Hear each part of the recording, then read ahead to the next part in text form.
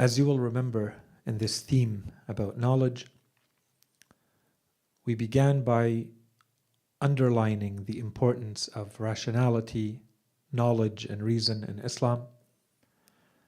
And we said the alternative, namely foolishness and ignorance, which are the lack of rationality, the lack of wisdom, the lack of knowledge,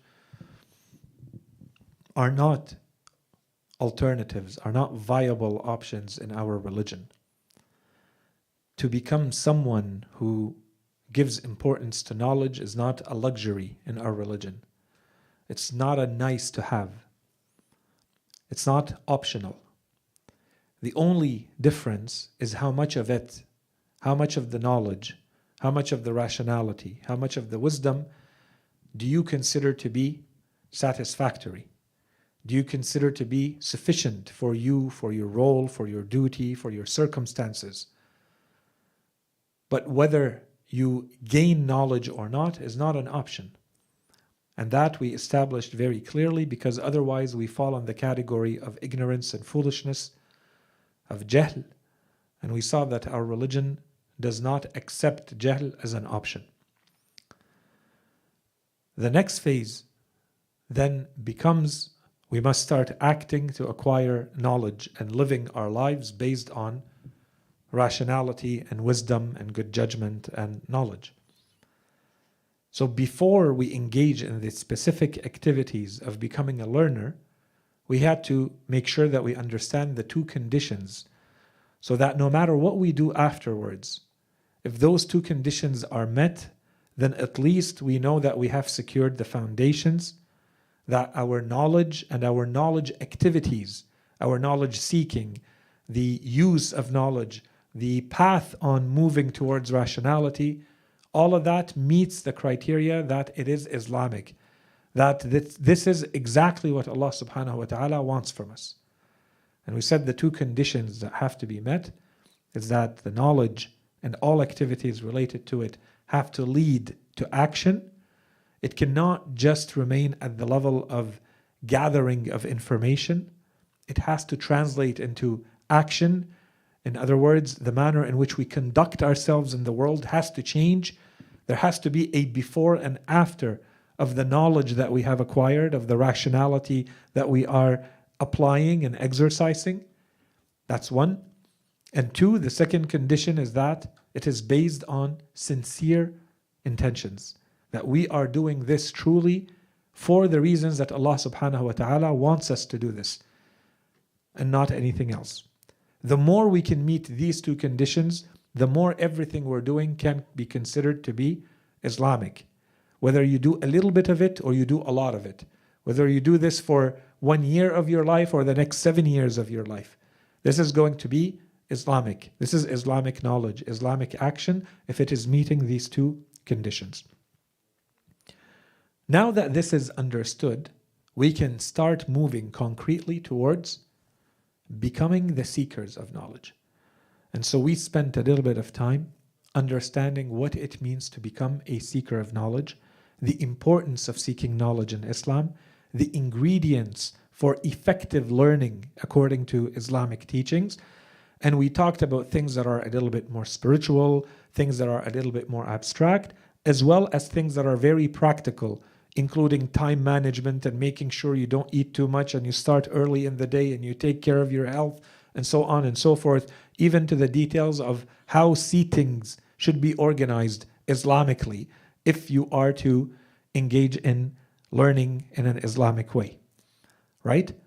So we spoke about all of that, and this for us means that we understand the importance that our religion has given to becoming a learner, to the point where it has gone out of its way to provide these types of details, so that it leaves nothing to chance, so that you are maximizing every effort you're putting in, you're optimizing it, you're gaining the greatest bang for the buck for every minute you're putting into learning, so that nothing is wasted and the learning is as effective as it can be.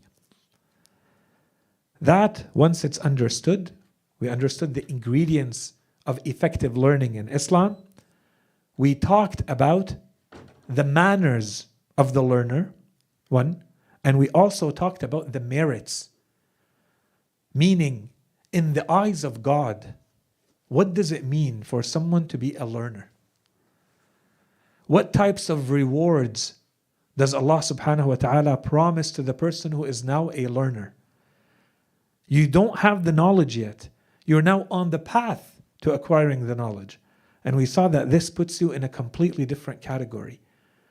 Just your intent to become a learner. Your intent that I'm now going to dedicate time, effort, money, whatever it may be, in order to learn, so that I may act and so that my intentions become sincere. If you do that, then this puts you in a completely different category. You and I see people the way we do. Allah subhanahu wa ta'ala does not look at us this way. Allah subhanahu wa ta'ala is now looking at you as someone who is a knowledge seeker. So now you fall in a different category. Your rewards are different, as you will remember.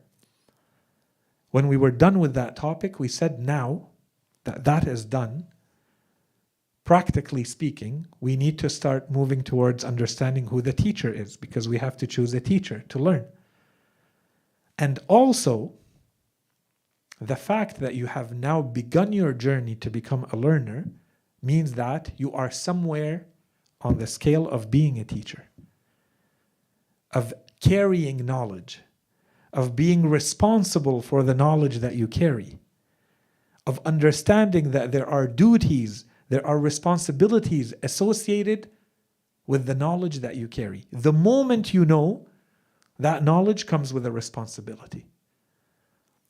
So on the one side, we want to understand what it means to be a teacher or a scholar in Islam, a alim, a carrier of knowledge, so that we find them and we follow them and we learn from them.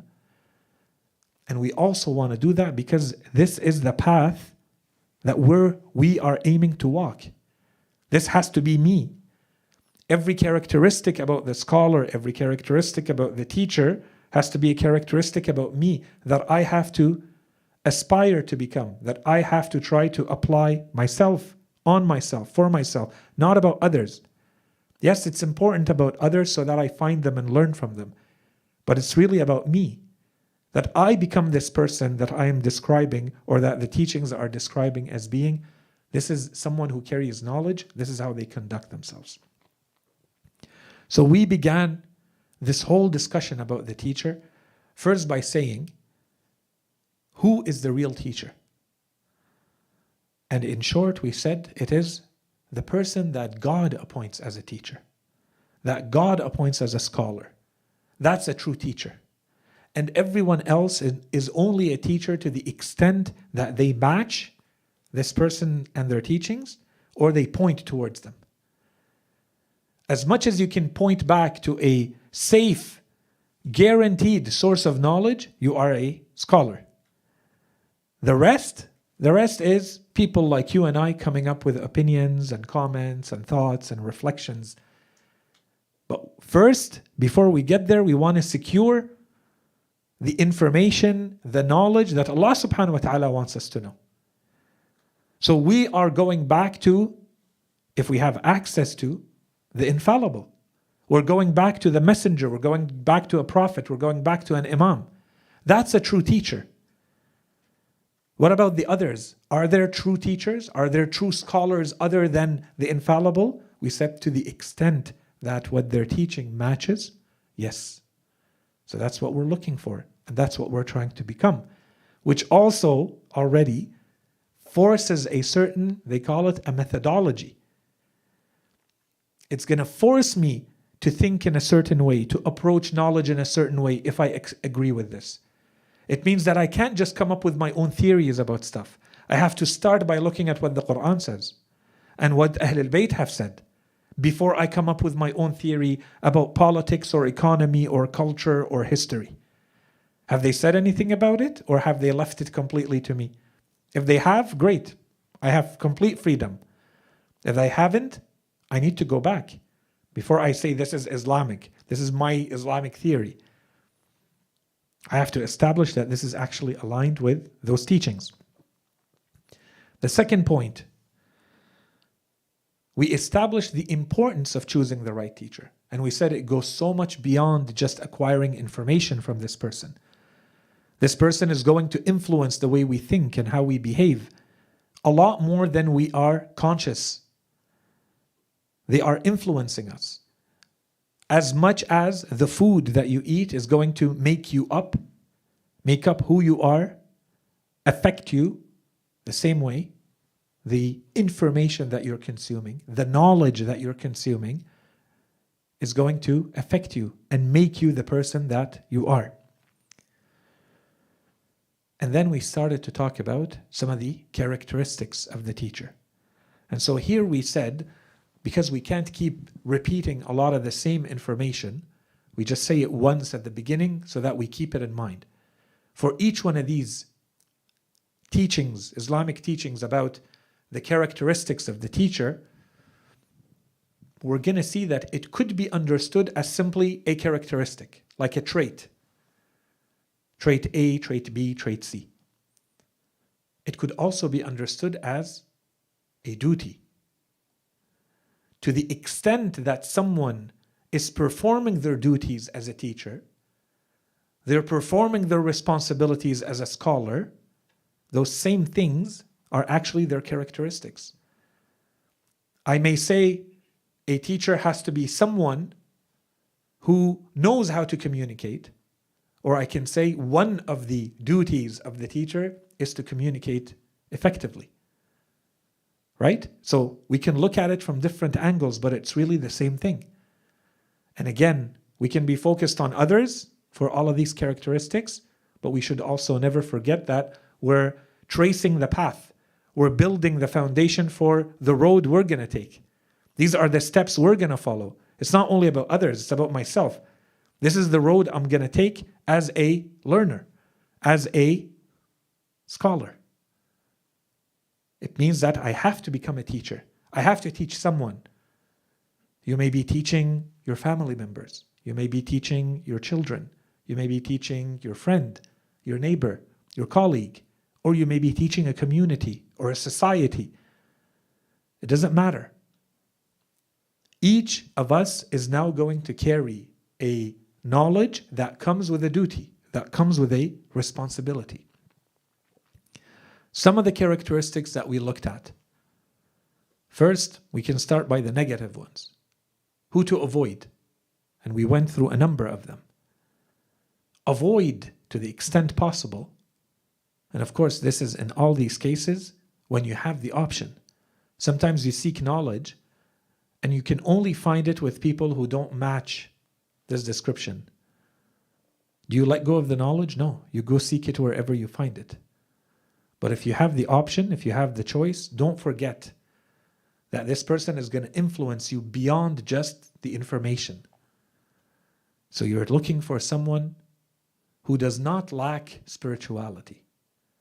They have to have a good dose of spirituality. They understand that the purpose behind the knowledge is not data. It's not how many megs of data you memorize. It's the spirituality that is generated from the knowledge you get. And you don't need a lot of knowledge to start generating spirituality. It's not about quantity. So to avoid the person who lacks spirituality, those who seem to only be spreading empty talk, they behave in a way that seems to be contradictory to what they teach, which could say that they don't believe what they're teaching. They can't stand behind it. They might be doing it for the wrong reasons. They are lacking the discipline, the strength to actually live by the principles and teachings that they talk about. They don't really know what they're talking about. They're repeating information. They're not repeating experience. A third point we mentioned, someone who seems to be using religion as an instrument, as a tool. It's not really about guidance and spirituality and the light in the heart. Religion is being used just like you use anything else, for popularity, for worldly gain, for whatever it may be. Those who seem to be lacking judgment, depth of knowledge, depth of insight, when they look at things, they don't seem to be able to go beyond the superficial way of understanding things. They don't seem to be able to connect the dots, to read the future, to understand how things may connect behind the scenes. So there's a lack of depth, there's a lack of judgment, there's a lack of wisdom. And that's always a point we have to emphasize, especially when we study the teachings of Ahl al-Bayt alayhim salam. The Holy Quran and Ahl al-Bayt have depths. You're looking for someone who teaches you how to go to those depths, how to read something in 2 different ways, and 3 different ways, and 4 different ways, and take it as something that seems to be theoretical and abstract and bring it back to your life so that it becomes a principle. You live by this principle. This requires an insight. This requires depth, right? It requires a reflection. It doesn't come from a superficial reading, a superficial understanding, and a repetition of words. Low level of self-restraint and discipline. You're looking for someone who shows discipline because you want to be disciplined. You want your discipline to constantly be going up. Discipline means self-control. You want someone that will teach you. Right now, if I'm good and I'm lucky, I perform my 30 days of fast in the year. I want someone to encourage me to fast much more in the year. Why is it limited to 30 days? The Holy Prophet fasted 3 months, at least 3 months. And he fasted a lot more days during the year. The Imams fasted a lot more days during the year. Why is my fast limited to this? Why is the only thing that I may give maybe some zakah, maybe some khumus, and it's limited to that? Do I give sadaqah? Do I help the poor? Do I do anything with my wealth? I want someone to remind me of that. Someone to remind me of a discipline on a daily basis. What do they do? I want to see that so that it inspires me. And so there are things that are very material and they may not seem to be religiously related, but at least there's discipline behind them. But we have plenty of discipline in terms of religion too. You want someone to show you that they're disciplined religiously. And this is what really matters. Are they disciplined religiously? How much taqwa do they have? How much do they stay away from haram? Do they come close to it but avoid it on the limit, or do they stay far away from it? This is discipline. Are they tempted? To what extent are you tempted? This is discipline. We want someone to have a high level of discipline. That's who I want to follow. That's my guide. If my guide is someone who's already on the edge, I'm not going to match that. I want someone to be so much ahead, so far in their self-control and self-discipline that it affects me properly, positively. Excessive interest in material gains. Life is not about this life. It's fine to live comfortably, even in luxuries in this life, but understand that this is not the point.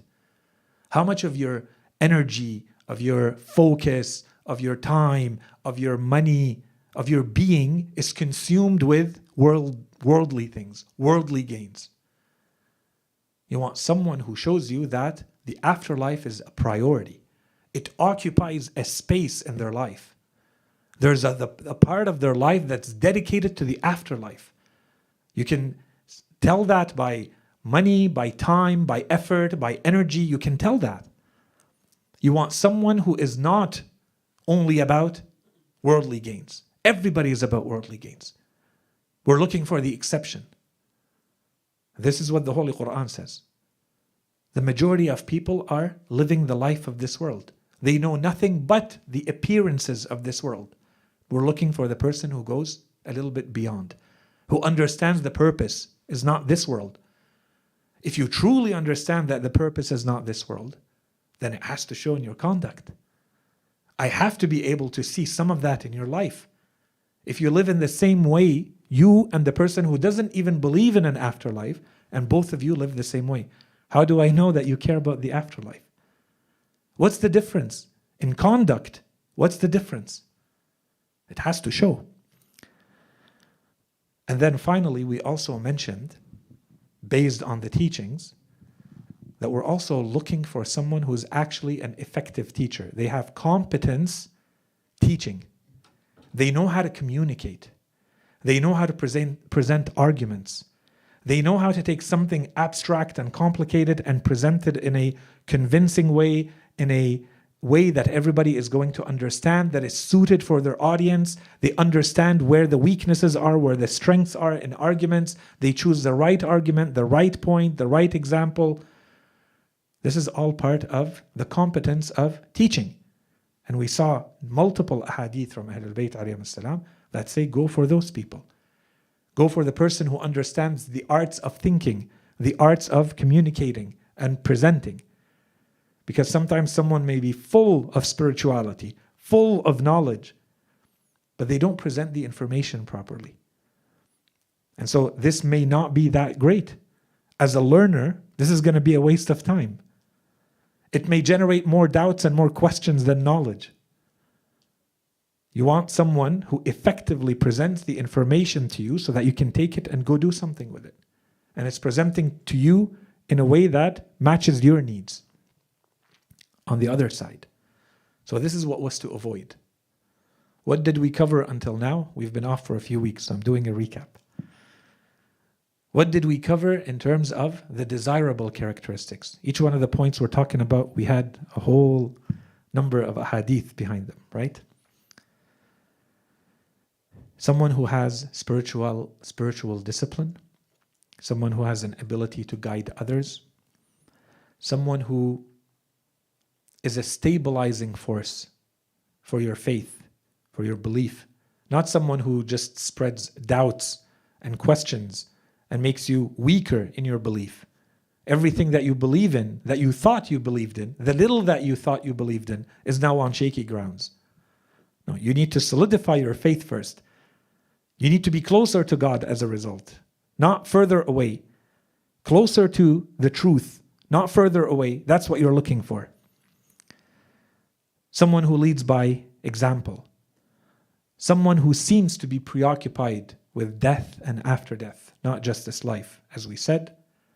Someone who has the right sources of knowledge.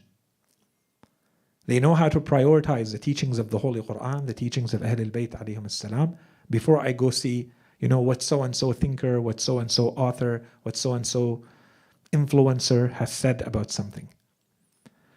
Okay, and then we saw these terms that started to appear in some of the hadith. One of them being that they are a good custodian. They're a trustee. They have amanah. They're reliable. They can be trusted. They have been entrusted with knowledge and they know how to take care of it. They know what to do with that knowledge. They know how to preserve it. They know how to grow it. They know how to pass it on. They know how to multiply it. And you feel that there is a genuine concern around that. We talked about the ability to guide. We said here, in terms of details, we want someone who has a humble relationship with knowledge. Someone who doesn't feel arrogant to the point where they seem to feel like they already know what there is to know about a topic. There's nothing else to learn here. I already know everything about it. No, we're looking for the opposite. Someone who is always open-minded, ready to learn, ready to recognize mistakes. Say, here, we made a mistake. We have to go back and fix it. That is not always easy to do. Someone who is solid in their faith. Someone who never tires, the hadith were saying, never tires of learning. Right? Imam Ali alayhi salam, when he talks, he gave a lot of descriptions. One of them when he says, manhuman. Right? Al-manhum is the person who, there is no end to their hunger. He says there are two such people. Two types of manhum. People without an end to their hunger. Talibu mal wa talibu ilm. The seeker of wealth and the seeker of knowledge. If this is a true seeker of wealth, they'll never be satisfied, no matter how much wealth they gain. And if they are a true seeker of knowledge, no matter how much knowledge they get, they'll never be satisfied. This is what we're looking for. One of them is, of course, really good, and the other is really bad. We're looking for the person who has a deeper insight. We went through the entire letter of Imam Ali alayhi salam. We said the letter 31, in which the point was really when the Imam is talking to one of his sons, telling them, never feel like you have known everything there is to know about a topic. as though there is nothing that anyone can teach you anymore. This was the mistake of previous nations. They got arrogant. They closed the door of learning. That's one way to put the entire experience of previous nations, which led to their annihilation and their divine punishment. We talked about, and this was a whole subtopic, we talked about the importance of spreading the knowledge that you have, and we're going to come back to this point. But we saw some of the worst things that someone who has knowledge can do is to keep that knowledge and not to share it, not to present it, to keep it hidden. And we saw multiple ahadith, especially the longer one, if you will remember, the degrees or the ranks of hellfire, وَالْعِيَاذُ بِاللَّهِ, where the Imam is talking about matching up every layer of hellfire with a type of scholar who is either instrumentalizing, using knowledge as an instrument, using religious knowledge as an instrument for something else, for a worldly gain, or they refuse to share it. And so this was something to be avoided. We're not looking for the person who keeps the knowledge. What good is the knowledge kept in your mind and in your heart? That knowledge needs to come out to affect you and to affect others. And then, so we went through the categories of the evil scholars. I'm not going to go through all of that. The other heading was the importance of the balanced approach. We're looking for the scholar who knows how to balance, to create a mood or an attitude in the learner that is balanced between fear and hope. On the one side, you want to be fearful of God. You want to remember your sins. You want to be afraid, not sure whether Allah subhanahu wa ta'ala will forgive or not. While at the same time, on the other side, know that Allah subhanahu wa ta'ala, if you are sincere, when you show Him that you are sincere, He forgives. But not to the point where this becomes a mockery, where it doesn't mean anything to say, I made a sin and I'll ask Allah subhanahu wa ta'ala to forgive me and He'll forgive me. The month of Ramadan will come and I'll seek God's repentance then. Muharram will come and I'll cry for Imam al-Hussein and Allah will forgive my sins. When I get older, I will go to Hajj and Allah will wipe my slate clean. This is not how it works. You know that this is haram and you're still going to engage without regret, without fear from God. That's an issue. You need the scholar to remind you that this is not how forgiveness works. Forgiveness is, as the Holy Quran says, إِنَّمَا التَّوْبَةُ عَلَى اللَّهِ لِلَّذِينَ يَعْمَلُونَ السُّوءَ. Right? Those who perform the sin not knowing, unknowingly. It's a moment of weakness. It's a moment of forgetfulness. Then you perform the sin. It's very different than I know that God is watching me and I know that this is haram and I still engage. That's a lot more dangerous. So you need someone to remind you that while Allah subhanahu wa ta'ala is forgiving, you need to be afraid of Allah subhanahu wa ta'ala and His punishment and His wrath and His anger and His displeasure. It has repercussions in this world and repercussions in the afterlife. Allah subhanahu wa ta'ala, وَالْعِيَاذُ بِاللَّهِ, Allah is not a joke. So that you confront Him openly with your sins. You're waging a war, the Holy Quran says. Those are the ones who want to wage a war against God. No, none of us want to engage in a war against God. Who are we and what are we to engage in a war against God? So this is what you need, that scholar to present that balanced approach between fear and hope. Remember the love and mercy and compassion of Allah subhanahu wa ta'ala, and remember His anger and fear and punishment and displeasure. You want to be balanced between the two. And we saw how the hadith are warning against those who make people lean too much on one side or too much on the other. Those who only talk about hellfire and Allah subhanahu wa ta'ala's punishment make people turn away from religion because they feel that no matter what I do, Allah will never forgive me. It's too late for me. So I despair, which is an even greater sin. As though I and my sins are greater than God's compassion. As though God is incapable of forgiving me. That's why this is a grave sin, a cardinal sin. And on the other side, the other extreme, is those who take it so easy that the very notion of forgiveness is becoming a joke. It doesn't hold any true meaning anymore.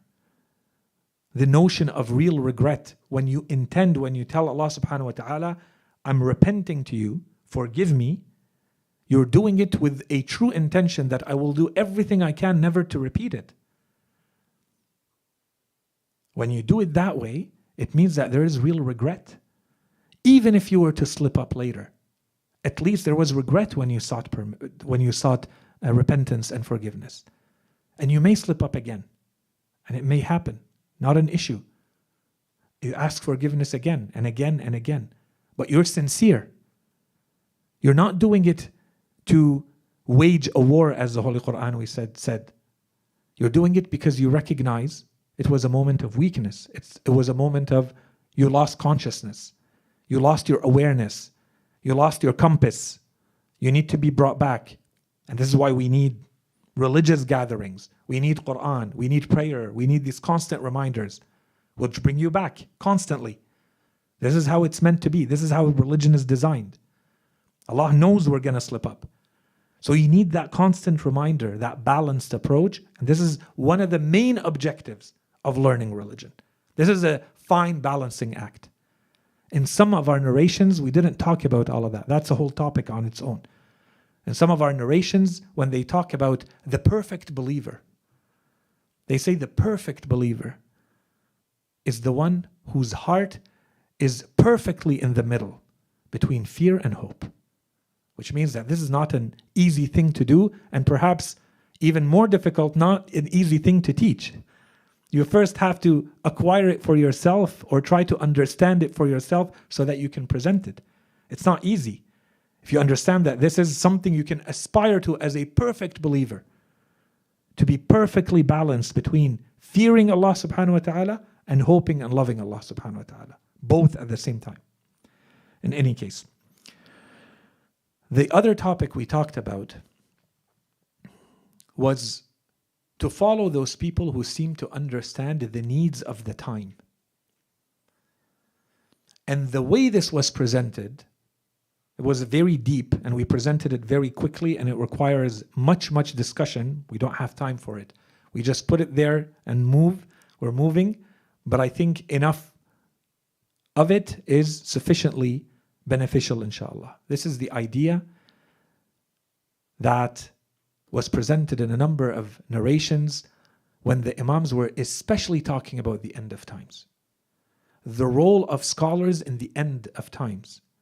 Later, in the later chapters of human history, if you will remember, the Imams were saying the true scholars among our followers are going to be the ones who sit on the front lines, and they are able to recognize the points of weakness from which Satan and his demons can come in. They can recognize, given the times, they can recognize from where the issues are coming in. What is going to affect people's minds? What is going to affect people's hearts? They are sitting there protecting people. People don't know. But that's the role that they're playing. That's the function how do you perform that function?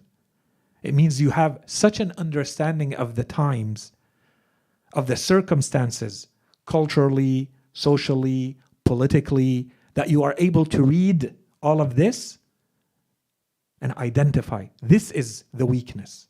This is where the danger comes from. Here, there is a danger, but people are okay. They can handle this. This one, they're going to have trouble with. If I have limited resources, this is where I'm going to put them. And this is how I'm going to counter. The hadith were very clear in all of this. You will remember the metaphors that we saw in a number of ahadith. And in a lot of this, the Imams in a lot of the ahadith were saying, and you bring us back. Those are the people who bring the Imams were saying in the ahadith, they bring our orphans back to their Imam, if you will remember. In other words, the followers of the Imams. The Imams say when people are not attached to their Imam, when the Imam is not there between them, these are orphans.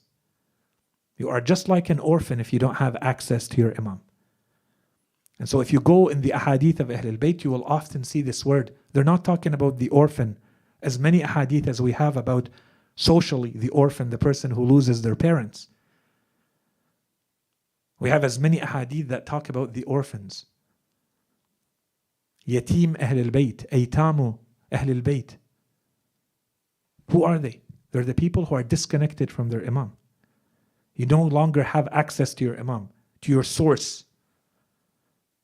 Who's going to protect you during that time? Who's going to be your guardian during that time? Just like the orphan's going to need a guardian here. The scholar. This is the role of the scholar. And so, is it this person that you're identifying as your teacher, as your scholar? Are they performing that role? Do they understand this duty? Do they know how to perform this duty? That's what we're looking for. This is a true scholar. They're able to read and take care of the followers of Ahl al-Bayt, to bring them back to the Imam, to connect them, to make their faith stronger, to protect them against the attacks, against the weaknesses, against the questions and doubts and problems that may arise spiritually and in their faith. Okay, so this was very clear from the ahadith.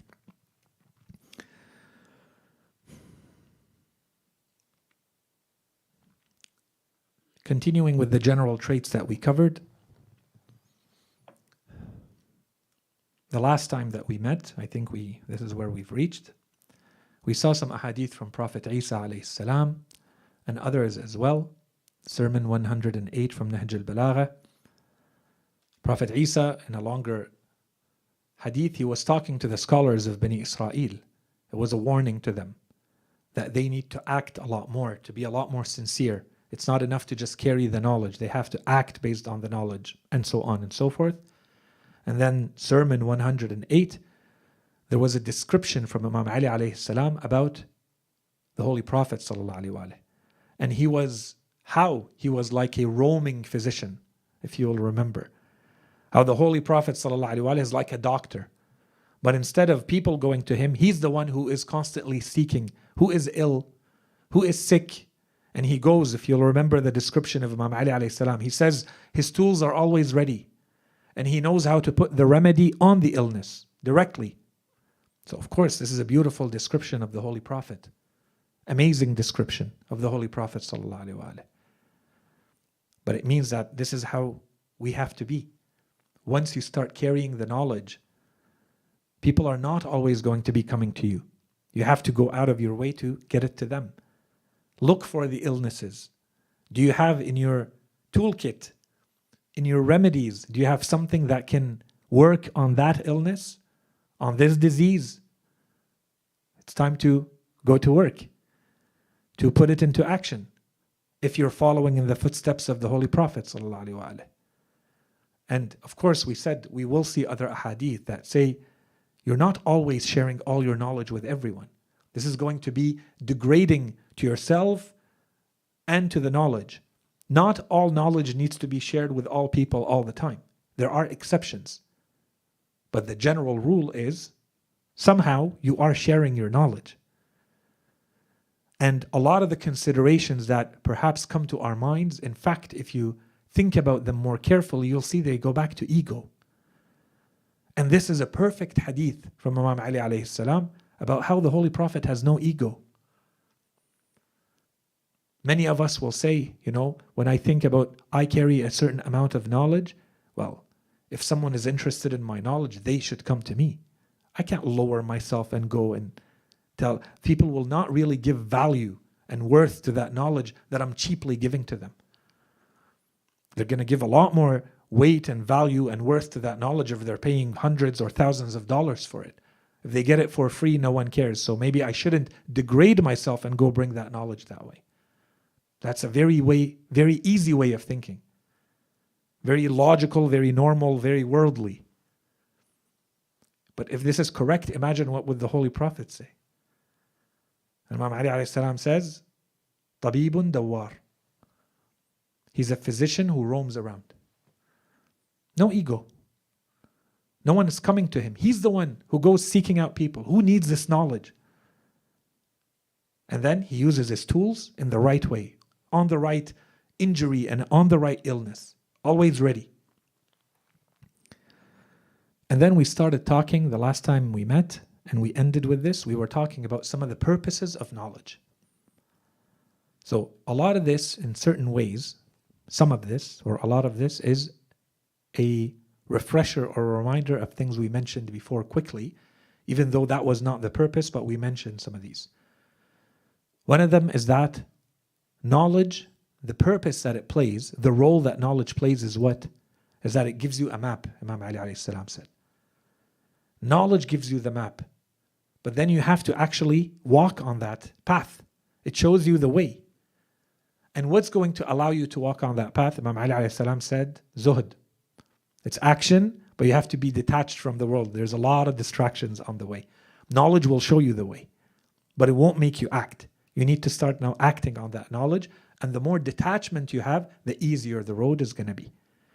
If you're not detached, if you're too attached to the world and what it presents, you're going to stumble every step of that way.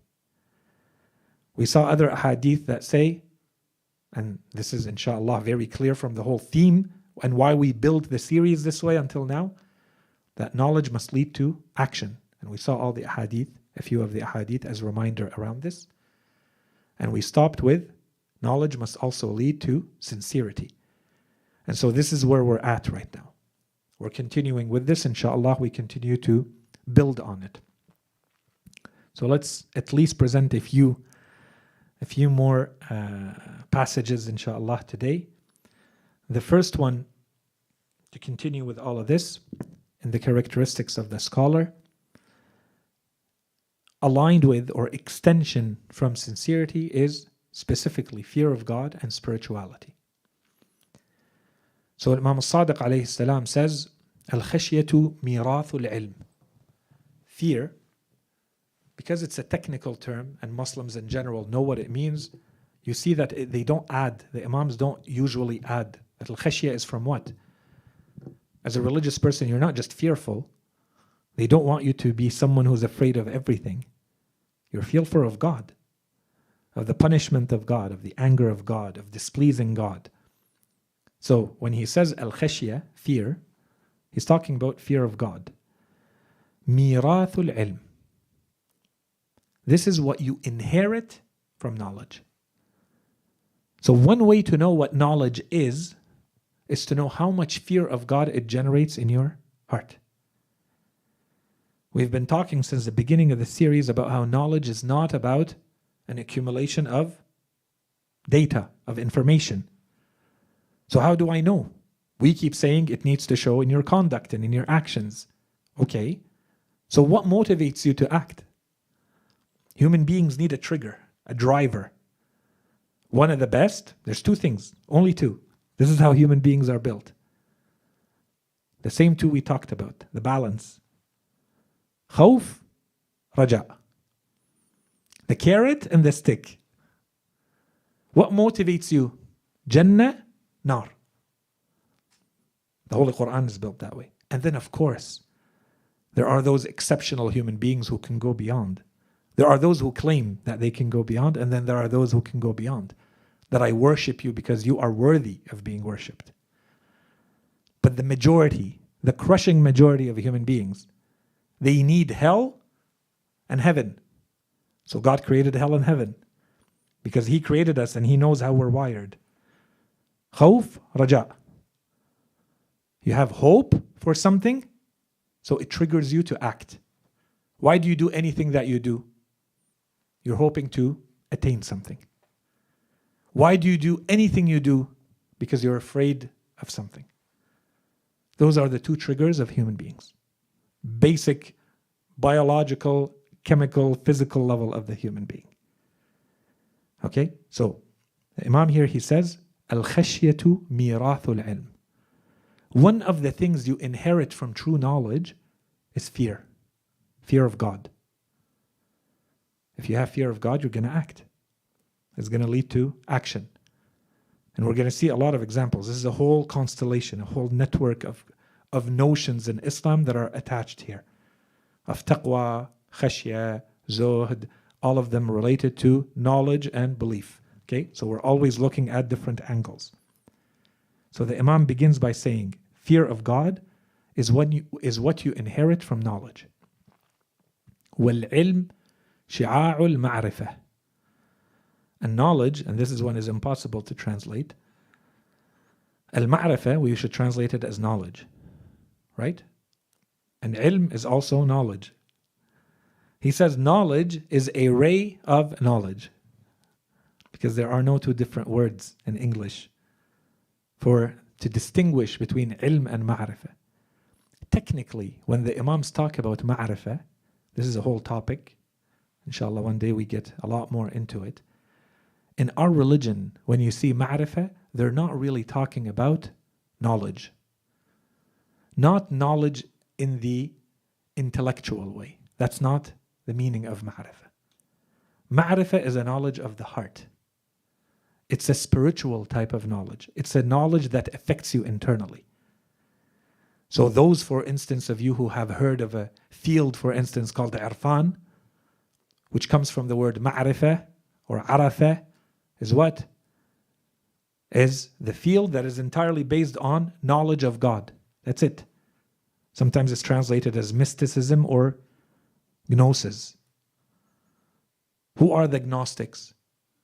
They're the people who try, scholars, Sufis, whatever you want to call them, who try to live their entire life based on the notion that the only thing worthy of being known is God.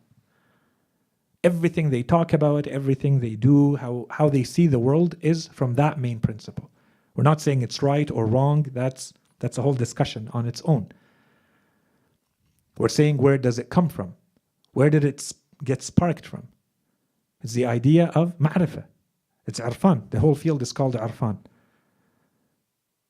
So the idea that there are types of knowledge that are much more internal and spiritual and of the heart.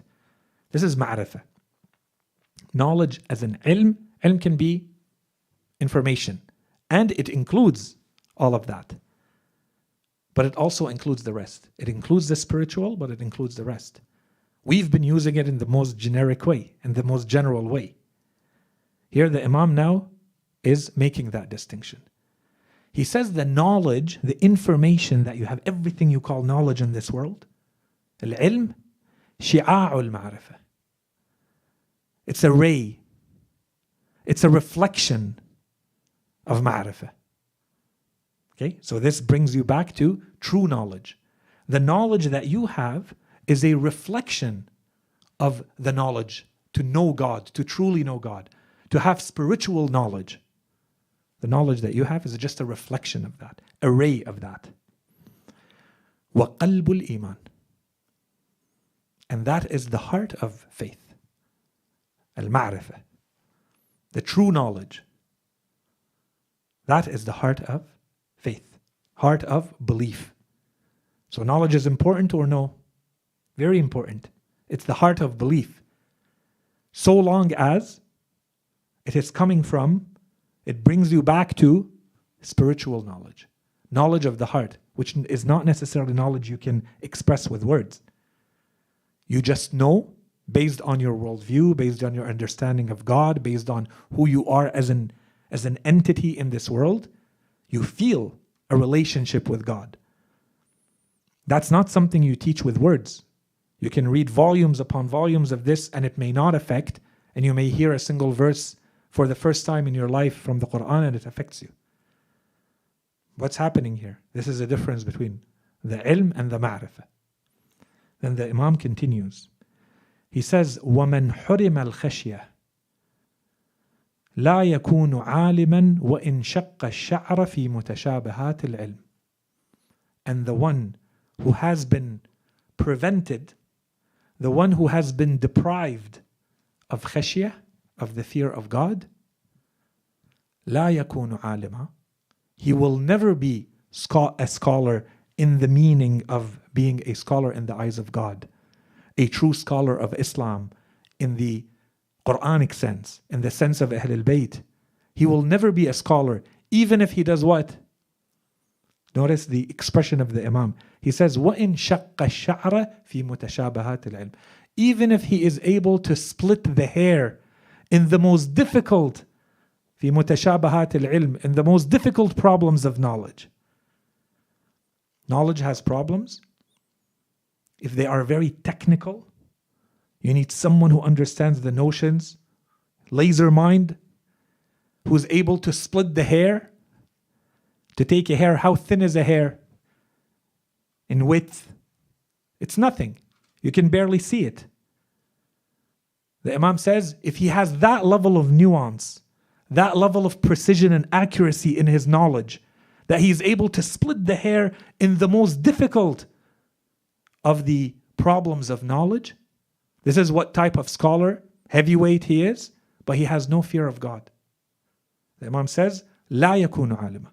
He's not a scholar. He can never be a scholar, even if he splits the hair in the most difficult of the problems of knowledge. قال الله عز وجل. And so here, this is the way of Ahl al-Bayt. They explain it to you. A lot of people will say, amazing, the words of the Imams are light. They're self-evident. And some people want to argue and say, who says? I can come up with an example. I can come up with an exception. So the Imams right away, they back up everything they say with the Quran. Right away the Imam says, قال Allah, the proof of what I said is what God says in the Quran, إِنَّمَا يَخْشَى اللَّهِ مِنْ عِبَادِهِ الْعُلَمَاءِ. Allah subhanahu wa ta'ala has said, truly it is the scholars from among his servants, or the ones who are knowledgeable among his servants, who fear God. Therefore, if you do not fear God, can you be a scholar? The Imam says, I don't say. The Quran says, if you have fear of God, then you have knowledge. To the extent that you have fear of God, you are knowledgeable. And the part where there is no fear of God, that's not called knowledge, not according to the Quran. The Quran puts it in a mathematical equation, and the Imam simply refers to it. He says it doesn't matter if he splits the hair. How much fear of God is in his heart? How much fear of God is generated from that knowledge? And so initially, the Imam began what he was saying by saying, this is what you need to inherit from knowledge. It needs to lead to some fear of God. You have to have a better relationship with God when you're learning. It doesn't matter what you're learning. And that's why we said you may sit in a lesson of, akhlaq or irfan, and they teach you spiritual discipline. And this is how you get closer to God. Beautiful. If this is what it's leading to, and you become closer to God, that's perfect. That's what we want. You may listen to a lecture of fiqh that teaches you how to perform your wudu and how to perform your sujood or your ruku' in your prayer. And you may say, oh God, I want to worship you like you want to be worshipped.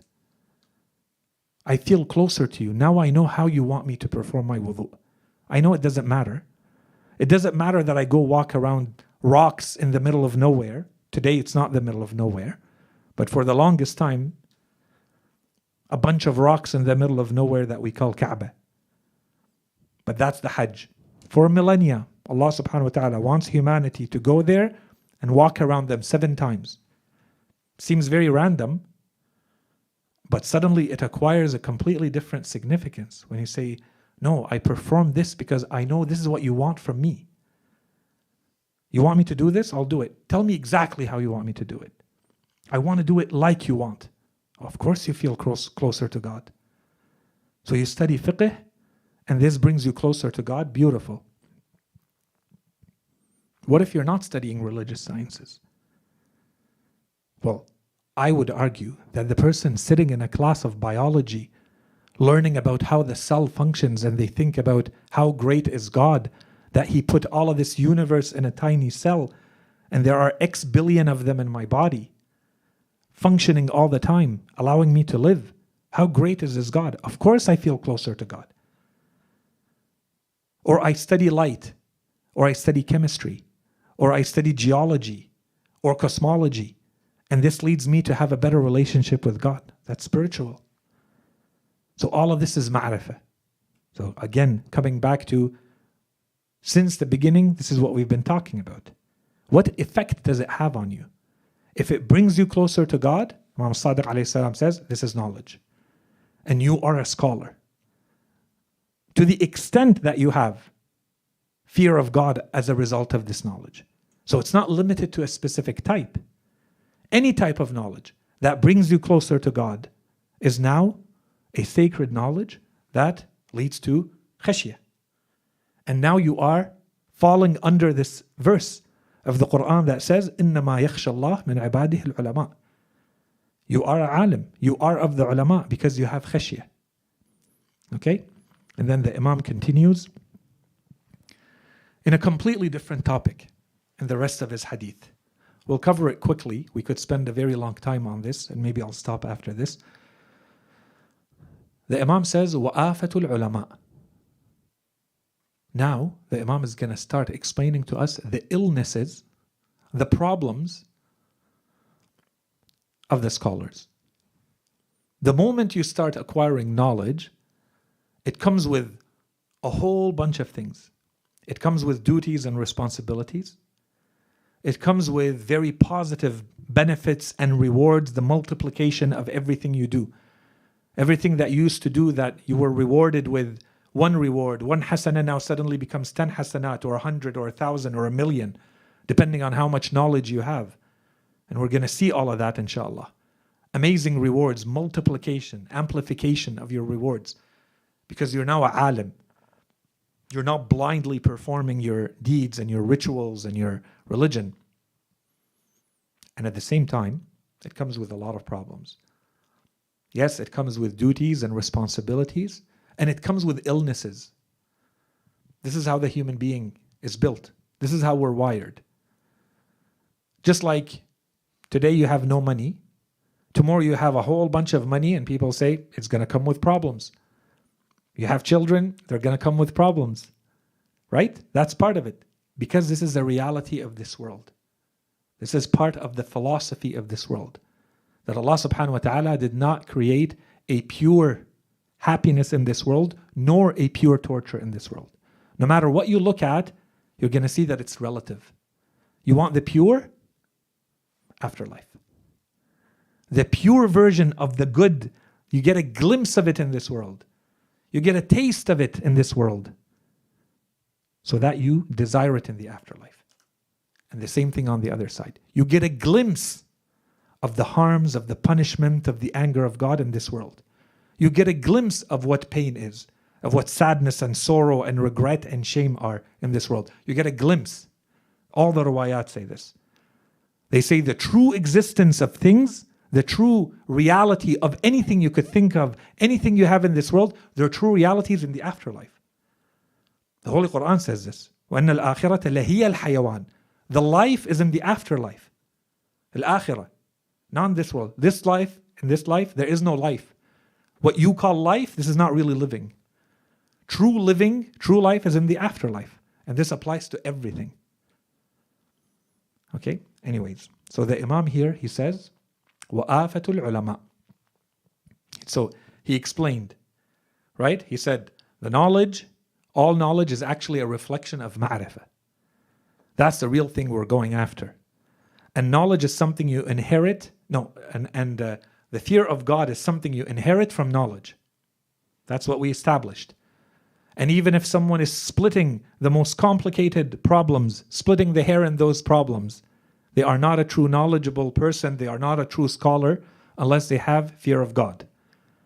And now the Imam says, and there are illnesses that are sometimes associated with scholars, of being a scholar. And he's going to list a few of them. What are the illnesses? And now we don't have time to explain the psychology behind this. Okay, but there are clear psychological reasons for each one of these. What are the illnesses? So this becomes a warning for us. As my level of knowledge increases, I should be careful so that I don't fall into these illnesses. The Imam is basically telling us, now that you know all of this about knowledge, here are the pitfalls. Here are the mines. Here's where the alligators and the crocodiles are. Watch out. First one, وَآفَةُ الْعُلَمَاءِ الطَّمَعُ وَالْبُخْلِ. They have greed. Greed is not necessarily about money and possessions. And we saw good examples. Sometimes the greed is about knowledge itself. They won't share it. Right? And we saw the examples. وَآفَةُ الْعُلَمَاءِ. The Imam says, الطَّمَعُ وَالْبُخْلِ وَالرِّيَاءِ. They want to show off. They want to show how much they know. They want to show that they are a genius. They are different. They're not your run-of-the-mill scholar. No, they're different. They're exceptional. والعصبية. The superficial way of understanding عصبية, we're going to say anger. عصبية is not anger in Arabic. We refer to it that way. We use it that way, and it can be used that way. عصبية is more extremism. It's blind rage. Okay? When you're blinded by your emotions towards something. One meaning of عصبية can be, for instance, if you go back and you want to be very eloquent in Arabic, you can define, for instance, or use this term for racism. Someone who's racist, they have عصبية.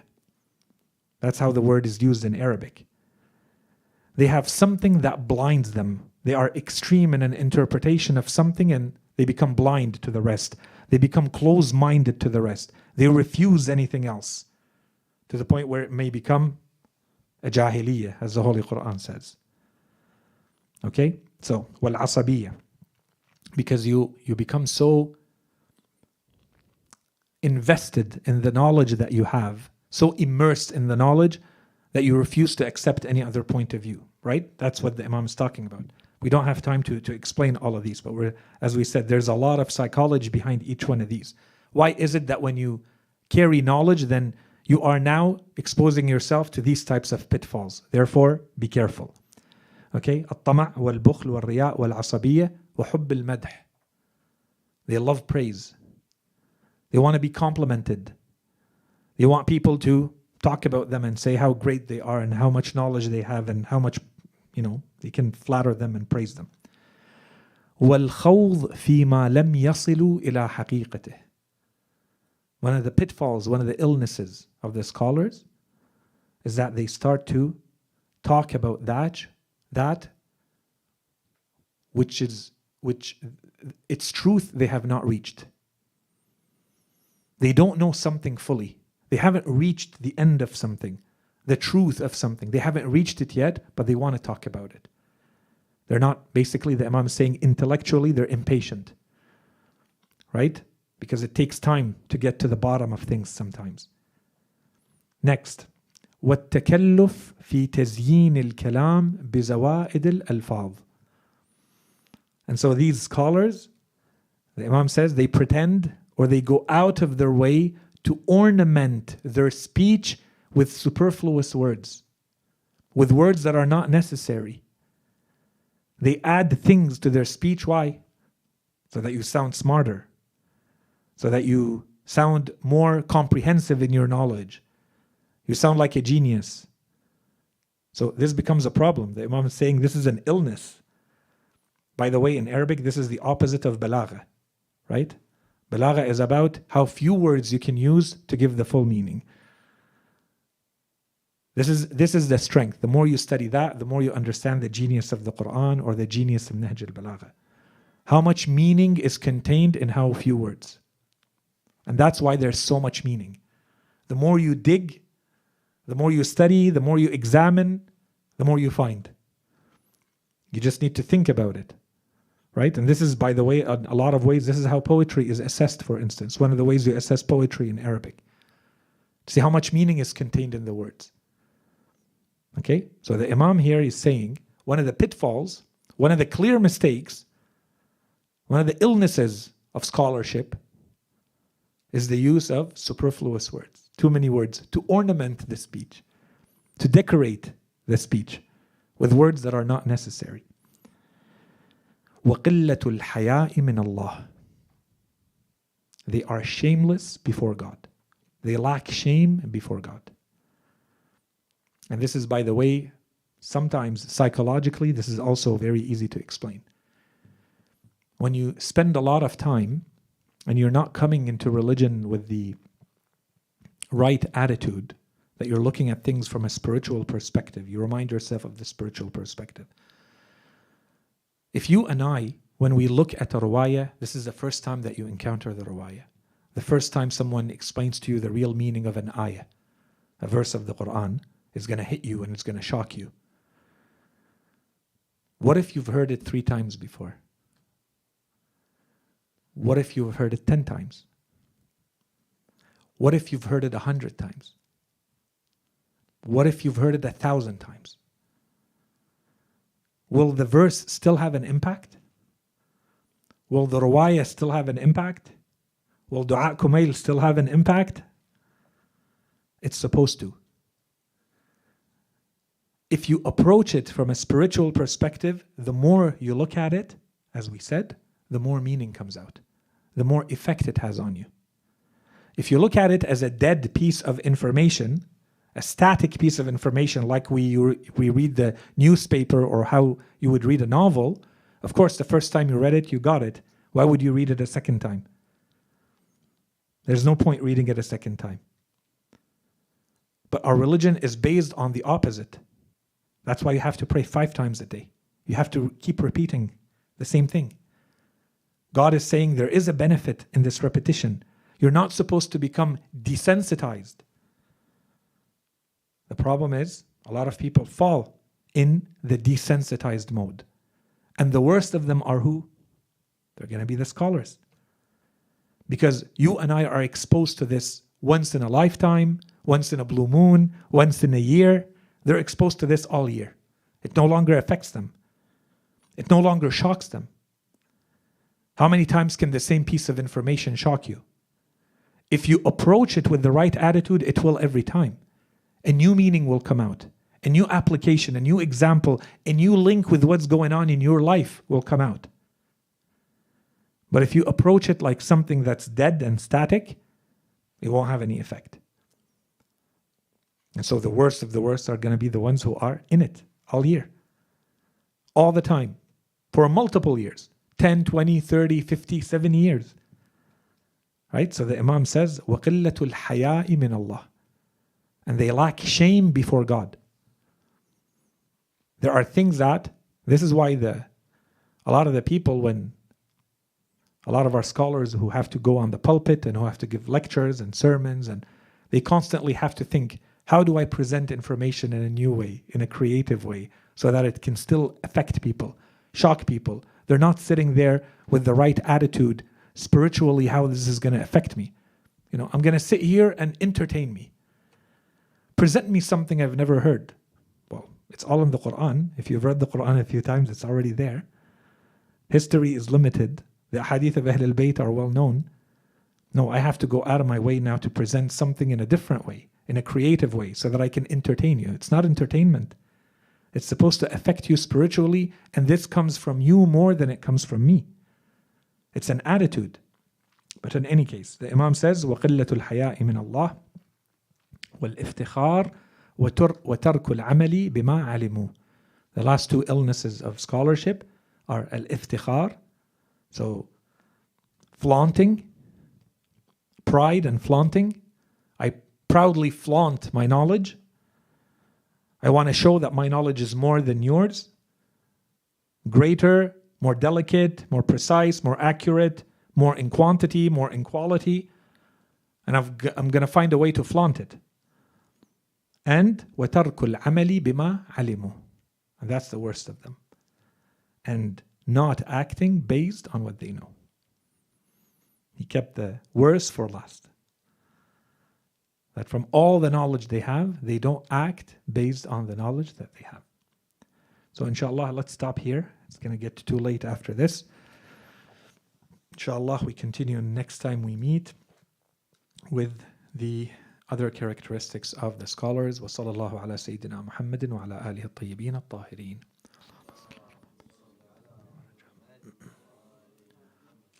So maybe 5-10 minutes tops of questions, and then we wrap it up. It's not too late. Comments, questions, concerns, tafadlu.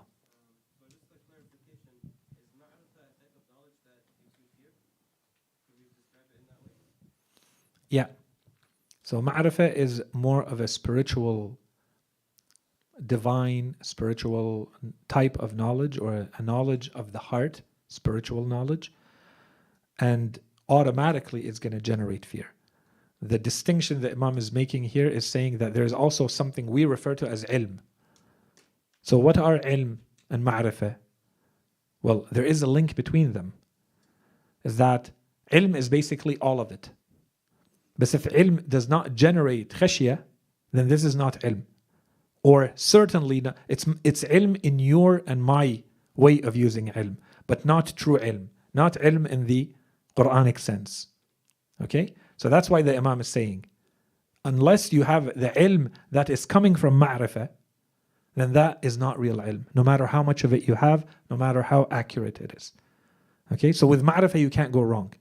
If you go back to the narrations, if you go back to the times when ma'rifah is mentioned, there is no good and bad ma'rifah. There is no someone who has ma'rifah and who is bad, who is evil, who does wrong with it. Ma'rifah is automatic. It's a knowledge of the heart. Knowledge, ilm, knowledge is a knowledge of the mind. There's a layer between the mind and the heart. You may know something, it doesn't mean you're going to act on it. Iblis knew. He knew everything. He not only lived with the angels, he taught them. Imam Ali alayhi salam says, for thousands of years he taught the angels. Iblis did not lack knowledge. And yet he still committed the sin. He still disobeyed God directly. Allah says, do this. He says, no, I won't do this. That's it. So ilm can be good and bad. Ilm may lead to nothing. It may be useless. Or you can use it to do something bad with it. Because ilm is of the mind. And what matters is the heart. Once it's in the heart, this is ma'rifah. Ma'rifah is automatic. If you have ma'rifah, then it comes with knowledge of God. You know God. That's why in a lot of cases they say ma'rifah, ay ma'rifatullah. You have knowledge of God, then you have everything. So of course it includes fear of God. Ilm, not necessarily. It could be good, it could be bad, unless you're using it in the Quranic sense. When he says the true scholars are the ones who fear God. Now he's really referring to ma'rifah. Because the Quran is using ilm. Right? So that's why we're saying ilm is very broad. Depending on how you use it, how you qualify it. And we had questions about qualifying the knowledge earlier in the series. Why would the Imam say alim? Not only alim Rabbani. He qualifies it so that because it's very broad. So he makes sure that we're talking about this type of knowledge, this type of scholar, the one who carries this type of knowledge. Because if he doesn't, it's open. Inshallah, this is clear. Tafadallah.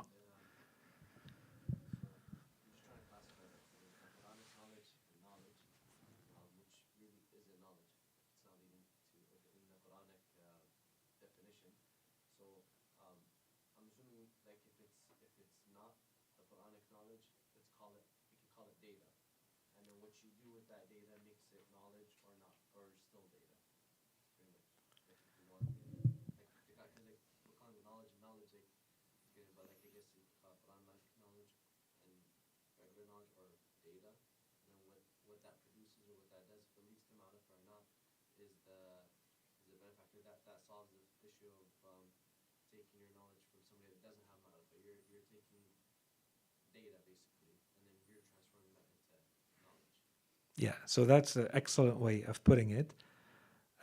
So in Arabic, it includes all of them. So you have to qualify it when you want to be precise. And you and I, in the majority of cases, what do we have access to? We have access to the data. We can't really tell what's going on in someone's heart. So I can't really tell if this is ma'rifah or not.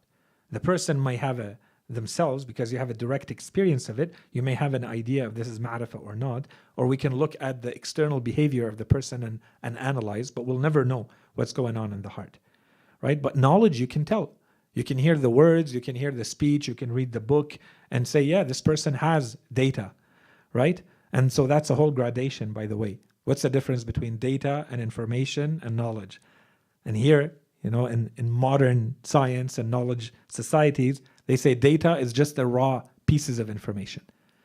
They become information when you make the data make sense. When the data tells a story. Okay, so now you know the story. Now you have information. Now what?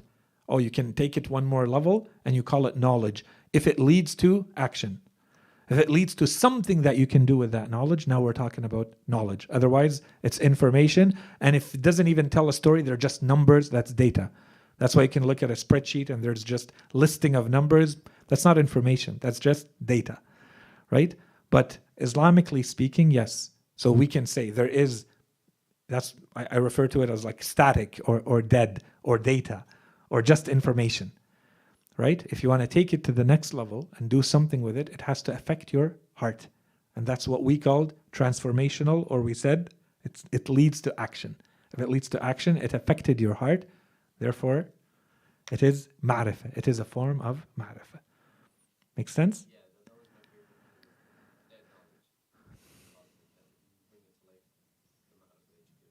As the Imam said. So we want to be smart and say we came up with the, right? What the Imam said, وَذَلِكَ مَيِّتُ الْأَحْيَاءِ. Remember when he described those who have knowledge, but he said this person is actually the dead of the living. He's alive biologically, but he's dead. His heart is dead, or his mind is dead. Okay. تفضلوا.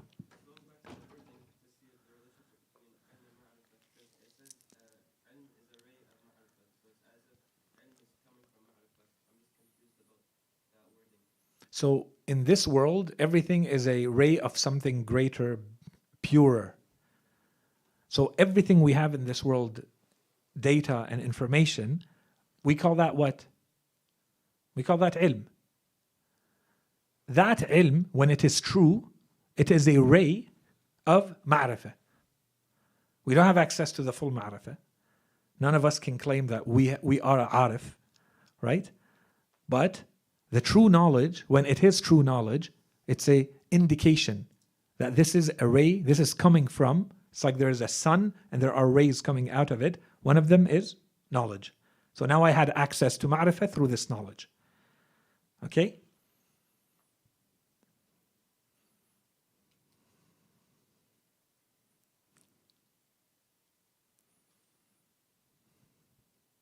Okay. Inshallah we continue next time. وصلى الله على سيدنا محمد وعلى آله الطيبين الطاهرين.